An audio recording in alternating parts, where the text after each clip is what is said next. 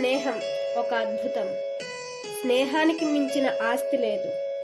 దీనికి వయసుతో సంబంధం లేదు. స్నేహం ఎక్కడి వారినైనా కలుపుతుంది. ఇది శత్రువులను మిత్రులుగా చేస్తుంది. అదే స్నేహానికి ఉన్న శక్తి. స్నేహం ఓ మధురమైన అనుభూతి. అది అనుభవిస్తేనే తెలుస్తుంది. జీవితంలో అమ్మ ప్రేమ, మంచి స్నేహితుల స్నేహం, ఈ రెండూ అత్యంత ముఖ్యం. స్నేహితులతో కలిసి ఉంటే కలిగే ఆనందమే వేరు. పవిత్రమైన స్నేహం ఉండాలి. అటువంటి పవిత్రమైన స్నేహం ఈ నలుగురు వ్యక్తుల్లో చూద్దాం.